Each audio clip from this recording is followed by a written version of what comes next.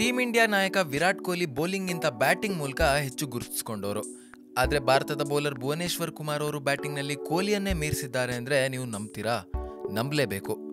August 1ರಿಂದ ಆರಂಭಗೊಳ್ತಿರುವಂಥ England Bharat ದ್ವಿಪಕ್ಷೀಯ test ಸರಣಿಗಾಗಿ Bharat ತಂಡವನ್ನು ಕೊಹ್ಲಿ ಮುನ್ನಡೆಸ್ತಾ ಇದ್ದಾರೆ.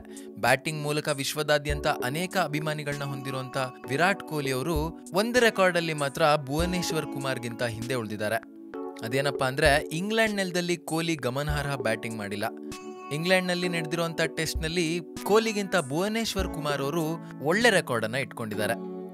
2014ರಲ್ಲಿ ಭಾರತ ಕೊನೆಯ ಬಾರಿಗೆ ಇಂಗ್ಲೆಂಡ್ ಪ್ರವಾಸ ಕೈಗೊಂಡಿತ್ತು. ಈ ವೇಳೆ ಮಹೇಂದ್ರ ಸಿಂಗ್ ಧೋನಿ ಅವರು ಕ್ಯಾಪ್ಟನ್ ಆಗಿದ್ರು. ಆಗ 5 ಪಂದ್ಯಗಳ ಟೆಸ್ಟ್ ಸರಣಿಯಲ್ಲಿ ಭಾರತ 3-1ರಿಂದ ಸೋಲನ್ನು ಅನುಭವಿಸಿತ್ತು.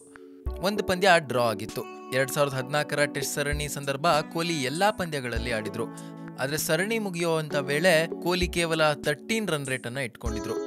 5 ಮ್ಯಾಚ್ಗಳಲ್ಲಿ ಅವರು ಕೇವಲ 134 ರನ್ಗಳನ್ನು ಕಲೆ ಹಾಕಿದ್ರು. ಜೊತೆಗೆ ಈ ಸರಣಿಯಲ್ಲಿ 2 ಬಾರಿ ಕೊಹ್ಲಿ 0ಗೆ ಔಟ್ ಆಗಿದ್ರು. ಇದೇ ಟೆಸ್ಟ್ ಸರಣಿಯಲ್ಲಿ ಭುವನೇಶ್ವರ್ ಕುಮಾರ್ ಅವರು 27 ರನ್ ರೇಟ್ ಅನ್ನ ಹೊಂದಿದ್ರು. 5 ಮ್ಯಾಚ್ಗಳಲ್ಲಿ ಅವರು 247 ರನ್ಗಳನ್ನ ಗಳಿಸಿದ್ರು. ಜೊತೆಗೆ ಒಟ್ಟು 3 ಅರ್ಧಶತಕಗಳನ್ನ ಭುವನೇಶ್ವರ್ ಕುಮಾರ್ ಅವರು ಕಳೆದ ಟೆಸ್ಟ್ ಸೀರೀಸ್ನಲ್ಲಿ ಬಾರಿಸಿದ್ದಾರೆ.